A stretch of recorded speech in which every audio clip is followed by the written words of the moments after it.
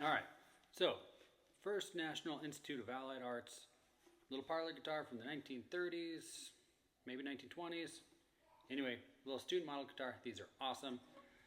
Not sure the back and side material. You can kind of make your best guess.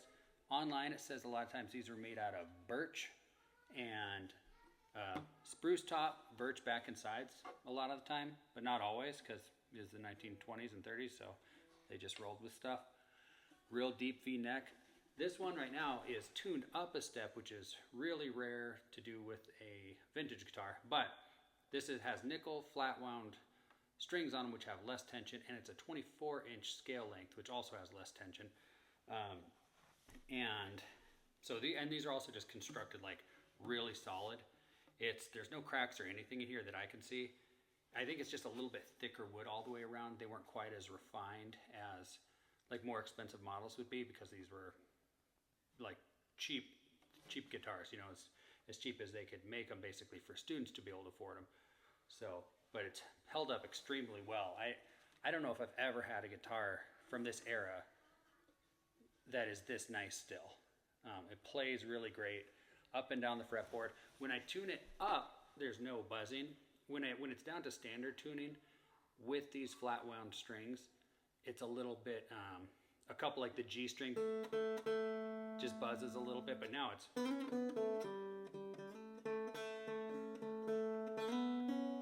I don't know, it doesn't seem to buzz as much anymore. So really cool guitar.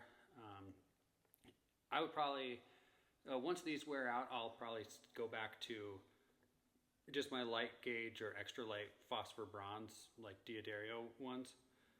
But these are pretty new strings right now, so I'm just going to leave them on. I think this guitar will also sound better with older dead strings, so it's one of those guitars that I doubt you'll want to just change the strings a bunch on, because I think it will capture more of the essence of it with some old kind of dead bluesy strings. But really fun guitar, really comfortable to play.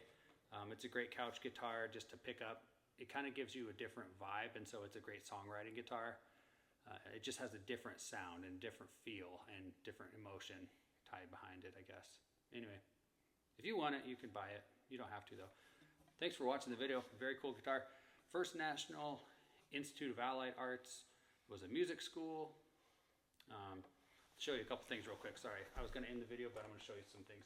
So inside this case, there's these old papers that have, they say First National Institute of Allied Arts, South Bend, Indiana. There's no date on here, but it's got like Home on the Range. It's just these like music books. So they're really cool because this was a music school. The First National Institute of Allied Arts was a music school, and so students could come and basically get the guitar and the music classes all included for like $1 a week or whatever. It ended up being something around there. And then at the end of their like 40-week thing or whatever, they could buy the guitars or get a new guitar or something. So I believe these were made mostly by either Harmony or Regal. First National is not actually the builder, that's just the music school. And so they put First National on the headstock, First National Institute of Allied Arts, they put the whole thing there. Yeah, really cool guitar. Love it. I love this guitar. It's such a fun little thing. But anyway, if you have any questions, please let me know. Keep rambling about it. Got this really cool kind of thick pick guard with all the little flex in there. It's actually screwed on here. Tailpiece like this. Yeah, metal saddle here, which is really cool. And then a wooden nut. So just like a rad guitar. Very thick neck. Almost feels like an old Gibson. Maybe not quite that fat, but pretty close. The fretboard is pretty flat. There's not much radius to the fretboard, if any.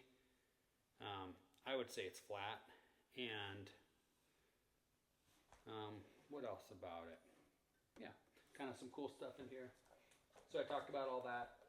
There's this little note from First National, this notice that says basically you have to pay for your guitar, they'll take it back. So if you like don't keep paying on your contract, they're gonna take your guitar back. So, you know, if you get this, they could come after you, I suppose, if you don't pay them. But I assume somebody eventually paid this off. An old strap is in here as well. Old strap. It's got this rope strap that at some point was probably what they used for the guitar strap. There's an actual leather strap as well. Real fun stuff. So anyway, thank you for watching. Hope you enjoyed the video.